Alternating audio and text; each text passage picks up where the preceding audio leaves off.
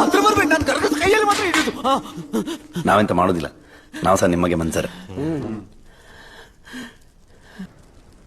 ನಿಮ್ಮನ್ನ ಯಾಕೆ ಇಲ್ಲಿ ಕೂಡಿ ಹಾಕಿದ್ದು? ಬಾಂಗ್ರಕ್ಕೋಸ್ಕರ ನಮ್ಮ ಕುಟುಂಬ ಮಾಡಿದ್ದು ಒಂದ ಎರಡ.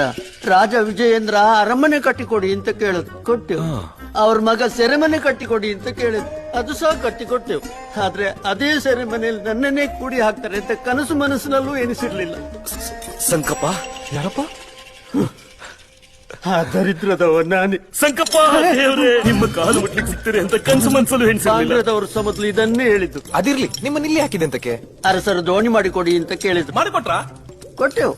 ಅದನ್ನು ಪರೀಕ್ಷೆ ಮಾಡಬೇಕು ಅಂತ ಆಪ್ತ ಸೈನಿಕನನ್ನು ದೋಣಿಯಲ್ಲಿ ಕೂರಿಸಿ ನದಿ ಮಧ್ಯಕ್ಕೆ ಕಳಿಸಿದ್ದು. ನೋಡ್ತಾ ನೋಡ್ತಾ ಕಣ್ಣಿದ್ರೆ ದೋಣಿಯ ಜೊತೆ ಸೈನಿಕ ಕೂಡ ಗುಳುಂಬ ಅಂತ ನೀರೊಳಗೋದದ್ದು ಮಾರೇನೆ. ಅದೇ ಮಳೆಯ ನೀರು ಹೊರಗೋಗ್ಲಿ ಅಂತ ದೋಣಿಯ ಬುಡದಲ್ಲೊಂದು ಸಣ್ಣ ತೂತಿಟ್ಟದೆ ಅಷ್ಟೇ. ಆದ್ರೆ ಅದೇ ತೂತಲ್ಲಿ ನೀರು ಒಳಗೆ ಸಹ ಬರ್ತದೆ ಅಂತ ಆಗ ನನಗೆ ಅಂದಾಜೇ ಆಗಿರ್ಲಿಲ್ಲ. ಅದು ಕೇಳದು, ಕುಡಿದು ಕೆಲಸ ಮಾಡಬಾರ್ದು, ಕೆಲಸ ಆದ್ಮೇಲೆ ಎಷ್ಟು ಬೇಕಾದ್ರೂ ಕುಡೀರಿ, ತೊಂದ್ರೆ ಇಲ್ಲ. ಅದರಿಂದ ಸೈನಿಕನಿಗೆ ಒಳ್ಳೇದೇ ಆದದ್ದು. ಆದ್ರೆ ಆ ಬಿಕಿನಸಿಗೆ ನೆನಪಬೇಕಲ್ಲ. ಅದೆಂತ ಅದು? ನದಿ ಬದಿಗೆ ಒಂದು ಊರುಂಟಲ್ಲಿ. ಸಮುದ್ರ ಬದಿಯಲ್ಲಿ ವ್ಯಾಪಾರ ಮಾಡೋ ಜಾಗ, ಬಂದರು. ಬಂದ್ರ ಅಂತ